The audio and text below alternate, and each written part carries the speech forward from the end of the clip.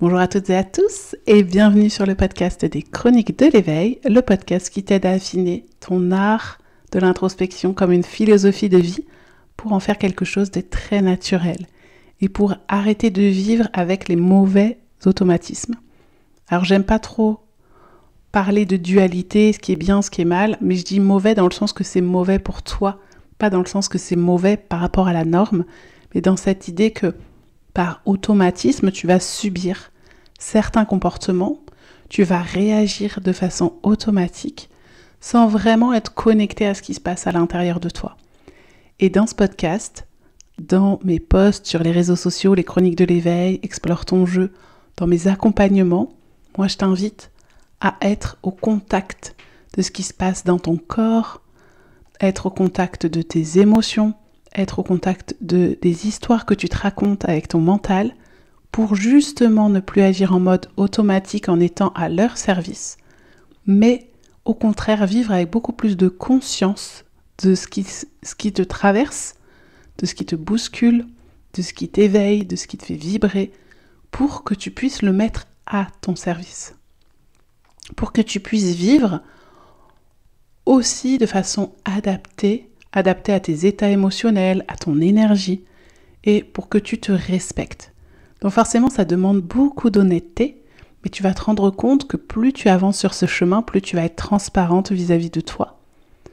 Plus tes actions vont être alignées entre ce que tu penses, ce que tu dis, ce que tu ressens, et ce que tu désires incarner, ce que tu désires être, ce que tu désires posséder, ce que tu désires montrer au monde de toi.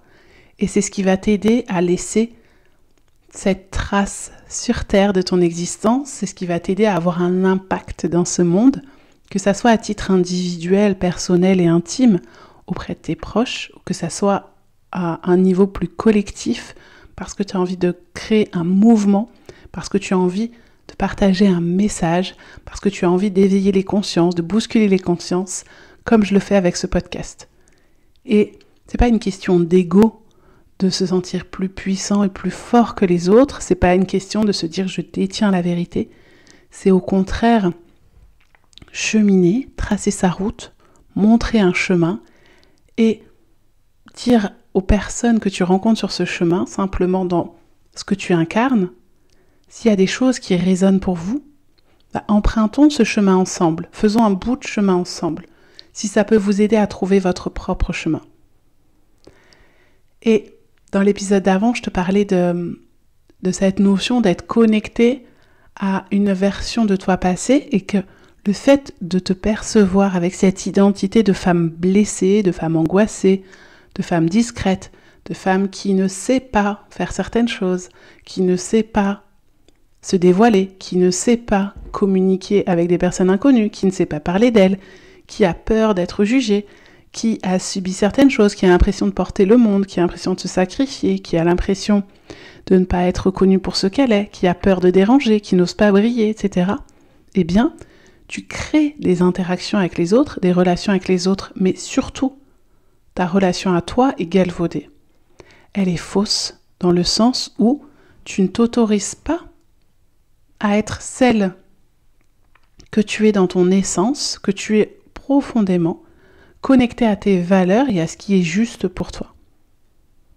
Et que le jour où tu t'autorises à te dire, mais en fait, moi, ce que j'ai envie d'être, c'est une femme qui fait ça, qui vit comme ça, qui a tel métier, qui vit ses relations comme ça, qui répond aux situations comme ça, qui se sent entendue, respectée, qui ne passe pas sa vie à négocier avec ses enfants, qui passe plus sa vie à partager et à rire avec ses enfants, qui ne se sent pas blessée quand on lui dit ça, parce qu'elle connaît sa valeur, parce qu'elle ne va pas chercher à l'extérieur qu'on provoque sa joie ou son sentiment de paix ou d'amour.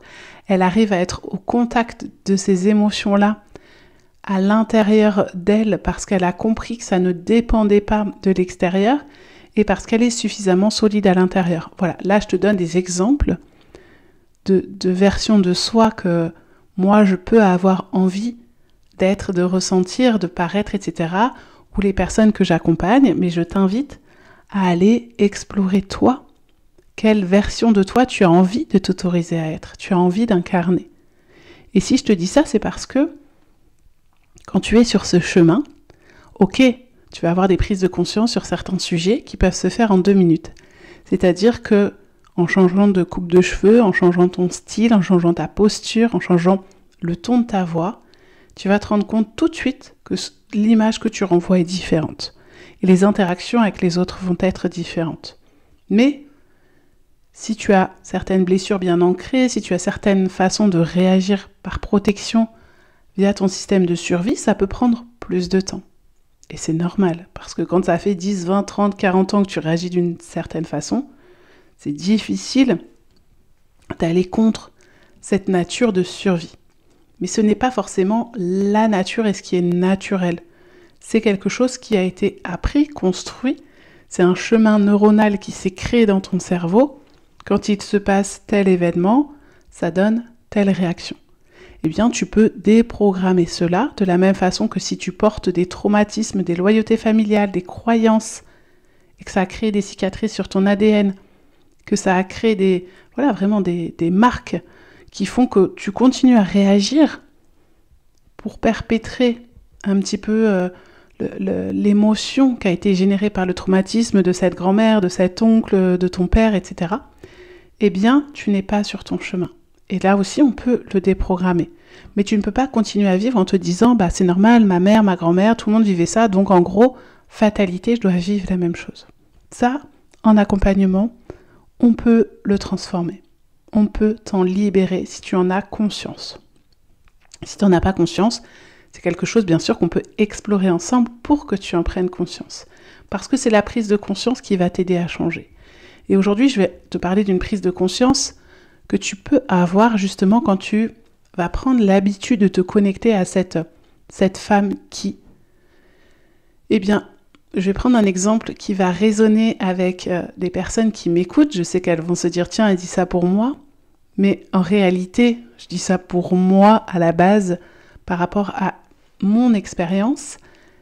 C'est que quand on est quelqu'un qui est beaucoup dans le don aux autres, qu'on a passé beaucoup de temps, d'années à se soucier quand on faisait des cadeaux, à personnaliser les cadeaux, à faire plaisir, à faire des cadeaux sans raison, à envoyer ce petit texto pour prendre des nouvelles parce qu'on sait que la personne avait un rendez-vous important ou parce qu'elle est en train de vivre un moment difficile, quand on est celle qui écoute, qui console, mais qui n'ose pas s'exprimer, se confier parce qu'elle a peur d'être jugée, parce qu'elle a peur d'être redevable, parce qu'elle se sent honteuse, etc. Eh bien, on peut finir par tomber dans ce côté de finalement je suis trop gentille, c'est toujours que dans un sens, et perdre petit à petit ce goût de vouloir faire plaisir, ce goût de vouloir justement être attentionné, etc. parce qu'on se dit oui mais moi dans cette histoire, qui prend soin de moi, qui est attentionné? Et en réalité, comme on est persuadé d'être seul dans cette démarche, eh bien, on ne va même pas voir les attitudes de personnes qui sont attentionnées. On ne va pas s'autoriser à recevoir les cadeaux tels qu'ils sont, dans la valeur qu'ils ont, parce qu'on a l'impression de ne pas avoir de valeur. Et en fait, si on se voit comme quelqu'un qui n'a pas de valeur et qui ne mérite pas, qui est sans cesse redevable, qui dérange, etc., eh bien, on va créer petit à petit, justement, tout un espèce de comportement. On va créer une relation avec les autres qui va aller que dans un sens, et puis on va se raconter des histoires en se disant « mais à quoi ça sert que je me donne tant de mal, puisque de toute façon, les autres, ils ne me connaissent pas, ils n'ont pas le réflexe de faire la même chose. » Donc en fait, on se ment à soi-même, on se raconte des histoires. Et je vous dis ça parce que moi, ce matin, comme je suis dans cette attitude de « je suis cette femme qui », eh bien ce matin, j'étais cette femme qui avait envie de faire plaisir. Qui avait envie de faire plaisir, alors je dirais pas sans compter, parce que je peux pas me le permettre, mais j'avais envie d'acheter des choses pour faire plaisir. Et je me suis rendu compte, je me suis connectée à moi et je me suis dit, est-ce que tu as l'impression que tu n'aurais pas dû parce que ce n'était pas raisonnable par rapport à ton budget, parce que ceci, parce que cela. Et je me suis dit non, en fait, j'assume entièrement d'avoir acheté que des choses, j'ai fait un tour de marché, que des choses pour les gens que j'aime, parce que je sais que c'est à titre exceptionnel, que ça va leur faire vraiment plaisir, en plus que j'avais dit que j'allais le faire. Et donc je suis cette femme qui honore ses promesses, je suis cette femme qui surprend, qui fait plaisir, qui est attentionnée. Et ça, c'est la femme que j'ai envie d'être. Et je ne vois pas ça comme un sacrifice. Parce que je sais que je suis capable de me faire plaisir autrement, et pas forcément en m'achetant des choses. Dans la semaine, j'ai pris du temps pour moi. Sans dépenser forcément d'argent, mais je me suis autorisée à prendre soin de moi, etc. pour ressembler à la femme que je veux être. Et donc je me dis, mais tu te rends compte à quel point on est capable de se faire du mal, à se dire, ouais, je subis et tout, alors qu'en réalité, toi aussi, tu reçois des cadeaux, des attentions, les gens t'aiment, etc. Donc pourquoi tu te pourris la vie à te dire, alors c'est plus le cas, mais à un moment donné, j'avais des doutes, etc. Je me disais, est-ce que je vais être pour des anniversaires, pour Noël, célébrer, entre guillemets, avec des cadeaux qui me ressemblent. Et c'est ce qui s'est passé parce que petit à petit, j'étais de plus en plus alignée, j'ai exprimé à voix haute qui j'étais, ce que je désirais. Et donc les personnes qui voulaient me faire plaisir savaient comment me faire plaisir. Donc la question c'est, est-ce que vous vous autorisez à montrer aux autres aussi ce qui vous ferait plaisir? Quelles sont vos attentes? Vos attentes dans les relations, vos attentes dans le don, dans l'écoute, dans l'attention? Ou est-ce que vous continuez à nourrir un côté un petit peu de victimisation qui fait qu'en fait, si je n'exprime pas qui je suis, si je n'exprime pas ce que je désire, ce que j'aime, forcément les gens vont se tromper. Alors oui, on est d'accord, il y a des gens qui se donnent aucun mal, il y a même des gens qui vont faire exprès de faire un cadeau à côté de la plaque ou d'avoir des mots blessants, etc. Mais vos proches, ils sont censés vous aimer. Donc ils n'ont pas envie, ils sont comme vous, ils ont autre chose à faire que de perdre leur temps à vous chercher un cadeau ou avoir des conversations avec vous qui ne sont pas en alignement avec qui vous êtes et avec ce qu'ils ont envie d'avoir comme relation avec vous. Donc si vous vous victimisez, vous continuez à nourrir un personnage qui n'est pas celui que vous avez envie d'être. Vous continuez à nourrir cette identité qui n'est pas vous. Mais ce que l'on vous a fait croire ou ce que vous avez cru être jusque-là. Donc aujourd'hui, je vous invite à aller voir tous les endroits dans votre vie où vous avez fait des choix parce que vous étiez habité par une intention et que petit à petit, comme ces choix de vie étaient peut-être en dehors de la norme de la société ou de la norme de votre famille, eh bien par loyauté ou à force d'entendre des reproches, des critiques, etc., vous vous êtes mis à rejeter ce choix et à avoir l'impression que vous le subissiez, quitte à rejeter la faute sur les autres et à vous sentir enfermé dans un comportement ou dans une attitude qui, à la base, était choisie, mais que vous n'osez plus assumer.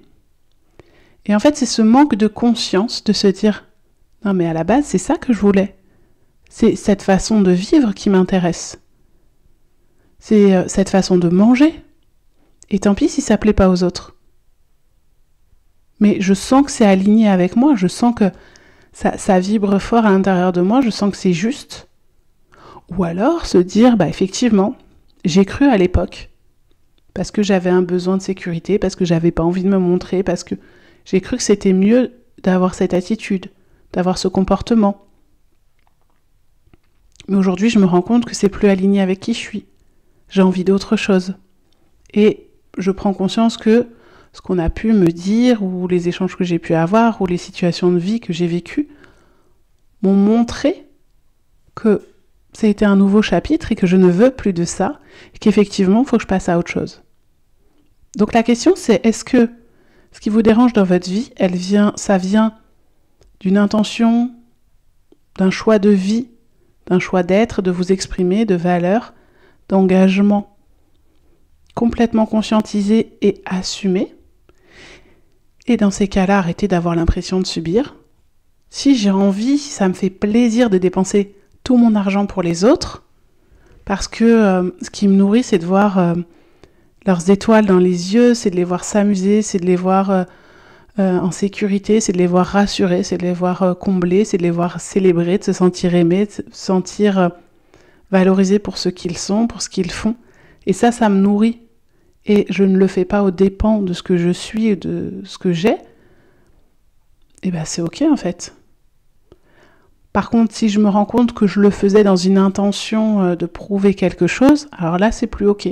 Dans ces cas-là, je dois adapter mon comportement et me dire peut-être qu'avant, c'était une façon d'être aimé, d'être comme ça.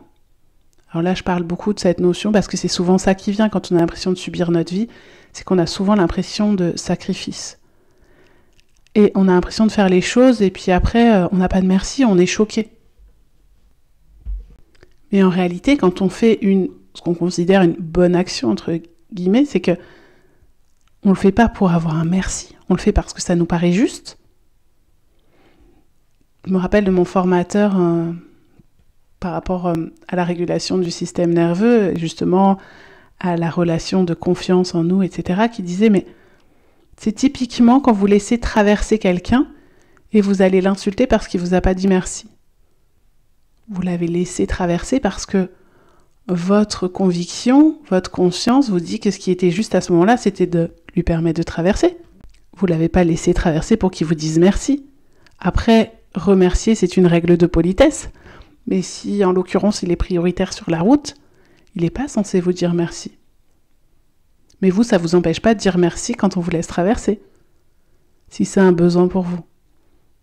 De la même façon, quand vous êtes engagé dans une association, auprès d'enfants ou d'autres personnes, si vous faites les choses pour avoir des merci, ça veut dire que vous n'êtes pas connecté vraiment à cette mission d'âme, ce choix, cette intentionnalité, cette intention de cœur que vous aviez au moment où vous êtes engagé. Oui, bien sûr que ça fait plaisir d'avoir un merci. Oui, bien sûr qu'on a besoin d'être valorisé, d'être reconnu. Mais si au fond de vous, vous dites « Waouh, je suis engagée, je vais jusqu'au bout de mon intention ». J'ai vu un réel, une vidéo sur Instagram d'une personne qui transmet des messages, etc. pour être mieux organisée. Alors je suis désolée, je n'ai plus le nom de son compte, mais elle faisait une vidéo où elle montrait, pour avoir une maison organisée, je vais jusqu'au bout de mon geste. Et cette phrase, je la répète comme un mantra parce que je me dis, en fait c'est ça, va jusqu'au bout de ton geste, et j'ai envie de vous dire, allez jusqu'au bout de vos intentions. C'est-à-dire, quand je rentre chez moi, au lieu de poser mes clés n'importe où, je vais jusqu'au bout de mon geste, je prends mes clés et je les range dans la boîte, dans le petit crochet qui est fait pour les ranger. Je jette pas mon manteau sur un fauteuil, je vais prendre un cintre et je vais le ranger ou je vais le mettre sur le porte-manteau. Et ainsi de suite, pour tous les petits gestes du quotidien, je vais jusqu'au bout de mon geste. L'assiette, je la pose pas au-dessus du lave-vaisselle, je la mets dans le lave-vaisselle. Et en fait, on se rend compte qu'en allant jusqu'au bout de nos gestes, comme en allant jusqu'au bout de nos intentions, c'est là qu'on a un sentiment de satisfaction. C'est là qu'on se rend compte qu'on incarne complètement la personne que l'on veut être. Si je veux une maison qui soit globalement rangée, je vais aller jusqu'au bout de mon geste. Je vais faire tous ces petits gestes du quotidien qui vont me permettre de me sentir dans un environnement propre et rangé un minimum pour ne pas avoir cette sensation de montagne, de linge, de vaisselle, de rangement, tout ce temps de ménage à faire, parce que j'ai fait toutes ces petites actions qui m'ont pris 1 ou 2 minutes à chaque fois, plutôt que de me dire je vais avoir 3 heures de rangement ou de ménage à faire, et donc sentir ce fardeau et cette sensation de « il faut, je dois ». Eh bien, dans vos intentions, c'est la même chose. J'ai envie de me sentir libre, j'ai envie de gagner de l'argent, j'ai envie d'avoir une relation saine avec mes enfants, j'ai envie de me sentir écoutée et reconnue pour ce que je suis, dans mes besoins, dans ma sensibilité avec mon conjoint. Eh bien, je vais jusqu'au bout de mon intention. Je vais lui exprimer ce que je ressens, pas sous forme de reproche. Et si je ne sais pas comment communiquer, eh bien, je vais me renseigner, je vais me former à des outils de communication comme la communication non violente pour avoir cette communication et je vais l'appliquer. Même si c'est maladroit, je vais aller jusqu'au bout de cette intention d'avoir une meilleure communication avec mon amoureux. ou mon amoureuse. Si je veux être moins dans la négociation avec mes enfants, eh bien, je vais adopter l'attitude nécessaire qui me permet de ne plus être en négociation. Je vais adopter le ton qu'il faut pour être entendu. Et je vais respecter les limites que je lui mets et je vais lui montrer que quand je dis quelque chose, je le fais et je l'incarne. Et en fait, c'est plein de petites choses comme ça qui font que si je vais jusqu'au bout de mon geste, si je suis dans l'action, si je vais jusqu'au bout de mon intention, je vais incarner au fur et à mesure la personne que je veux être. Par contre, si je passe mon temps à voir tout ce qui me prouve que j'ai raison de croire que on ne m'aime pas pour ce que je suis, on ne me connaît pas, on ne me respecte pas, on me coupe la parole tout le temps, que j'ai de toute façon intérêt à ne pas m'exprimer en réunion, à ne pas raconter qui je suis en famille, à ne pas raconter mes rêves à la personne qui partage ma vie. Si j'ai l'impression d'être totalement dépourvue de mon autorité parentale auprès de mes enfants, eh bien je ne vais voir que ce qui me fait passer pour une méchante ou une mauvaise maman, collègue, entrepreneur, fille, amie, amoureuse, ou qui me fait voir que les autres sont mauvais, méchants, me jugent, m'en veulent, ne me comprennent pas, etc. Et je dis ça avec beaucoup d'amour, beaucoup de compassion, parce que on passe tous par là. Mais en fait, justement, c'est accueillir ces mensonges qu'on s'est racontés pour se protéger, accueillir ces difficultés que l'on a à se sentir aimé, à se sentir valorisé, accueillir et se pardonner d'avoir cru à ces histoires, d'avoir cru que l'on était cette personne. Et se dire, ok, j'accueille ça, je le respecte. Je l'accueille parce que même si c'est difficile pour mon mental à accepter, c'est comme ça. Toutes ces années, je me suis considérée comme cette femme qui n'était pas capable, qui ressentait, qui se faisait juger pour ça. Mais à partir d'aujourd'hui, j'ai envie que ça change. Je ressens profondément au fond de moi que ce n'est pas juste. Et que quelque part, je ne suis pas totalement honnête avec moi et donc du coup, je ne suis pas totalement honnête avec les autres en me comportant avec cette identité-là. En portant ce masque, en portant cette espèce d'uniforme de femme victime. Attention, quand je parle de victime, je parle de femmes qui se victimisent en n'ayant pas conscience de ses responsabilités, qui va penser que tout est la faute de l'extérieur et qui ne va pas se dire qu'est-ce que je peux faire avec ça, qu'est-ce que je peux faire de ça pour ne pas le subir. Je ne parle pas de femmes qui sont victimes de violences, d'abus, etc., du comportement des autres. Remettons bien les mots à leur place parce que je sais qu'en développement personnel, en psychologie, tout ça, ce sont des notions qui, justement, quand on se victimise, quand on se sent victime, peuvent nous faire culpabiliser. Le but, c'est pas de vous faire culpabiliser, c'est justement de vous dire où est-ce que vous vous jugez, vous vous faites culpabiliser, vous vous victimisez, alors qu'en fait, vous n'êtes pas une victime. Alors qu'en fait, vous pouvez reprendre le dessus. Mais pas en ayant un rapport de force avec les autres, pas en essayant d'écraser les autres, pas en essayant de montrer que c'est vous qui détenez la vérité, mais en étant complètement en contact de votre vérité, de ce que vous avez envie d'être, de ce que vous avez envie de ressentir, de ce que vous avez envie d'incarner, de partager. Si vous voulez que je vous accompagne sur ce chemin, contactez-moi sur mon site www.juliemichaud.com. Si vous voulez échanger aussi sur tout ce chemin d'introspection, de connaissance de soi, de changement d'identité dans votre relation à vous-même, rejoignez le Cocon, c'est un espace Telegram et un groupe Facebook, mais dans l'espace Telegram, je vais faire de plus en plus d'audio ou de petits moments comme ça où je vais vous mettre une phrase, une réflexion, une invitation à l'introspection pour que vous puissiez vous poser la question dans votre quotidien de façon très naturelle et vous puissiez commenter, me poser des questions pour que je puisse vous guider aussi là-dessus. C'est un espace offert. Je vous mets tous les liens dans la légende de cet épisode. Et donc, pour conclure, demandez-vous à quel endroit, dans quel comportement dans quelle façon de penser vous vous êtes enfermé à valider une intention d'amour à la base comme quelque chose que vous subissez comme un poison. À quel moment vous avez retourné la situation parce que vous n'avez pas voulu complètement assumer ce côté hors norme, ce choix hors norme, cette vie hors norme. Quand je dis hors norme, c'est différent de ce que l'on pourrait attendre de vous, de ce que les autres font, de ce que les autres sont. Et donc, par dépit, par sécurité, par peur d'être rejeté, vous avez transformé quelque chose qui vous tenait à cœur, une décision, un comportement, une attitude, un style de vie, une façon de consommer, de vous nourrir, d'aimer. Vous l'avez transformé, vous avez l'impression de le subir alors qu'à la base, vous le faisiez vraiment du fond du cœur parce que vous étiez connecté à ce qui vous faisait vibrer, à ce qui était juste pour vous.